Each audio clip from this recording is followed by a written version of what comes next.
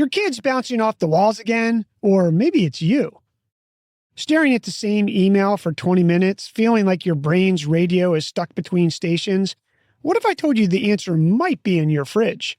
For the millions dealing with ADHD, whether you're managing it yourself or watching your kids struggle through homework, that scattered feeling is all too familiar. Most people reach for medication first, and medication absolutely helps some people. But what if what you're eating is making things worse? Today, we're breaking down a study from the Lancet that tested whether changing what you eat could reduce ADHD symptoms. We'll explain what they discovered, why it matters, and give you a realistic 4-week process to test if food might be affecting your focus, yours or your kids. Here's what happened. Dutch researchers ran a rigorous trial with 100 kids diagnosed with ADHD, ages 4 to 8. They split them into 2 groups.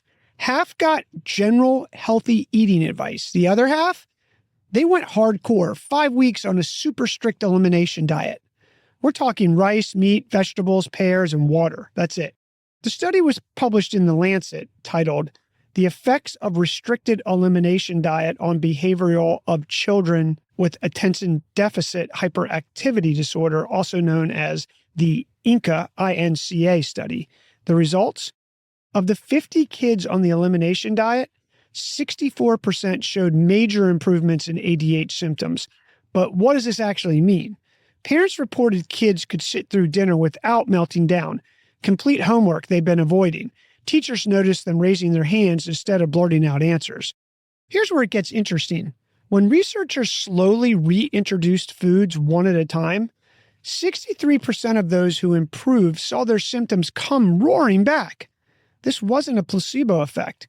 The connection between certain foods and focus was real and measurable. So what's happening? Ultra-processed foods and artificial additives can trigger inflammation in your gut. And here's the thing. Your gut produces about 90% of your body's serotonin, the chemical that helps regulate mood and focus. When your gut's inflamed, your brain pays the price.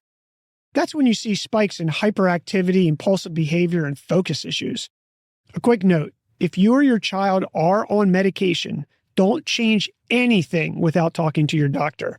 What we're exploring here is whether food might be amplifying symptoms, something you can test alongside your current treatment. Here's your 4-week focus reset. Weeks 1 through 2, the clean slate. This is your elimination phase. Cut out processed foods, artificial colors and flavors, common allergens like gluten and dairy, and refined sugar. You don't have to go as extreme as the study. You're not in a clinical trial, but you need a clean baseline to see if the food's really playing a role. Weeks 2 through 4, that's your foundation. Load up on nutrient-dense whole foods, high-quality proteins, chicken, fish, grass-fed beef, healthy fats like avocado, olive oil, wild-caught salmon, lots of colorful vegetables packed with vitamins and fiber. Shop the perimeter of the grocery store, not the middle of the aisles where all the processed stuff lives. And look, I get it. You're thinking, great, now I have to cook actual meals. Here's the reality check. A rotisserie chicken from the grocery store, some bagged salad, and a sweet potato you microwave, that counts. This isn't about becoming a chef. It's about having less things in the ingredient labels. And support your gut with probiotic-rich foods like plain yogurt. And stabilize blood sugar by including protein and healthy fats in every meal. This prevents those energy crashes and mood swings that make ADHD symptoms worse. Think eggs with avocado for breakfast, not sugary cereal that spikes your blood sugar and crashes you an hour later. After week 4, the detective work starts. If you see improvements, start reintroducing foods one at a time. Wait 2 to 3 days between any new food so you can tell what's causing reactions. Keep a journal. Track focus, mood, energy, and behavior. You're becoming a detective for your own body or your child's.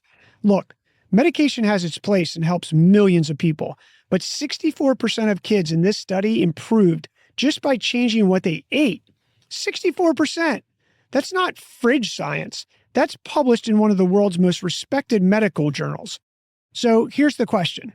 What if 4 weeks of eating differently could give you or your kid the focus you've been chasing? There's only one way to find out. Your move.